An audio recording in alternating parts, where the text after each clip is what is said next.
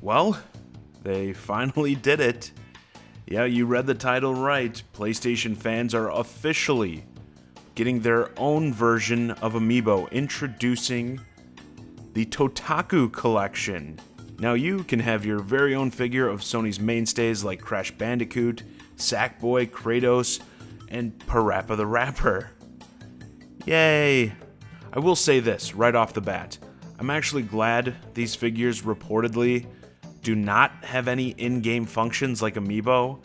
If you're unfamiliar, part of the draw of Amiibo is they unlock content within certain games. I've long stated I'm not a fan of hiding actual content behind these figures. If it was something you could buy digitally at a cheaper price, that's fine, but yeah, I never liked, having to go out and get one of these toys just to get like an armor set or something in a game. So I do like they're not going that route with these. These are just going to be collectible figures for display. And that's also probably why they were able to get the prices down. Yeah, you can go on GameStop's website right now and pre-order the first wave of figures, and they're going for $10 each and are set to release on March 23rd of this year. So a little bit less than your standard Amiibo. I'm assuming because they aren't doing in-game stuff with these, they realized they couldn't sell them at the same price. As far as build quality, I think they're fine.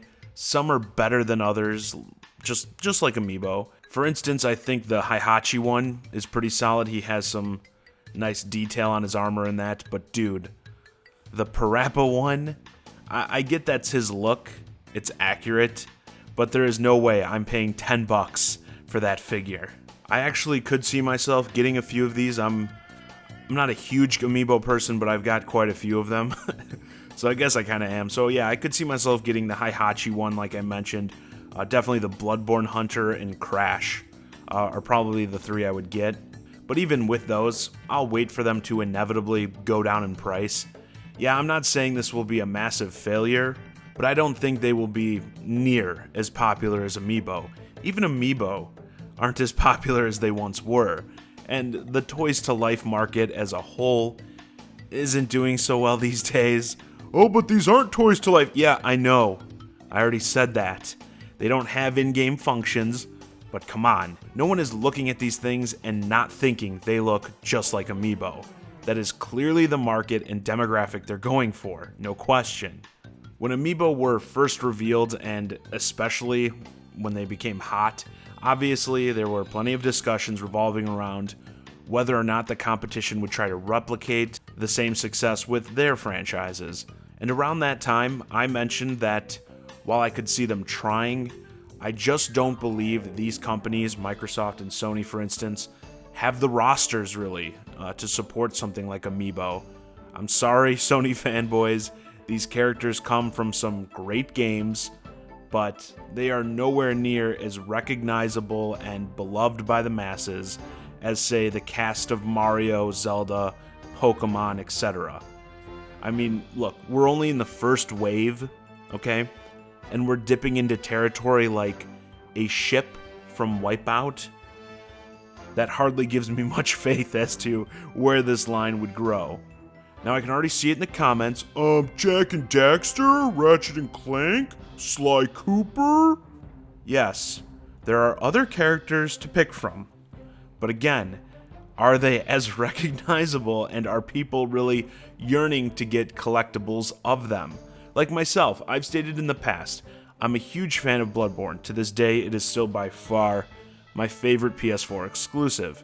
I'd totally be interested in figures of that franchise, and there's tons of cool things you could do there with, the enemies, boss characters, etc. from that game. But how big is the market for something like that? How many people want to go out and buy $100 in Bloodborne figures? That's where I'm trying to come at this from. And something you have to realize with the collectible market, I guess, is these things that are smaller and are mass-produced, you have to sell more of them for it to make sense. I've had people come up to me when I talk about some of these types of things like Amiibo and discuss, there's people buying statues for hundreds of dollars, but that's a different market. When you sell something like a $500 statue, it's probably usually limited edition. Like it's not like they're making 30,000 of these because they don't have to. With something like Amiibo, these small little figures, they're mass-produced and they have to sell a lot of them for it to make sense. And when you look at it that way, I don't see these being that big of a hit. Maybe this first wave will do okay, but as of right now, all of the Toys to Life craze seems to be dying down. You know, I even see certain Amiibo getting heavily discounted these days. So even if Sony could compete when there was hype around this sort of stuff, I think the time to jump in has passed. It's going to be tough, I think, if they really want to build this into a huge collection type thing like Amiibo. And I'm sure most of the people working on this line are also aware of this. I don't think they expect this to be that big of a thing either, honestly. I mean, it certainly didn't have any hype or build leading up to this announcement. And it's one of those things I just randomly heard about today. Like when I first saw people talking about it on Twitter, I was like, are you sure? Like I had to go to GameStop right away and make sure that this was something that you could actually buy, and it's there. So if you are interested, I'm not trying to knock it. I get why they're doing it, but I don't see these things as having much staying power. But, you know, we'll see. And with that, this video's a wrap. Let me know your thoughts on the Totaku Collection in the comments. As always, I'm John Zakari, and thanks for watching.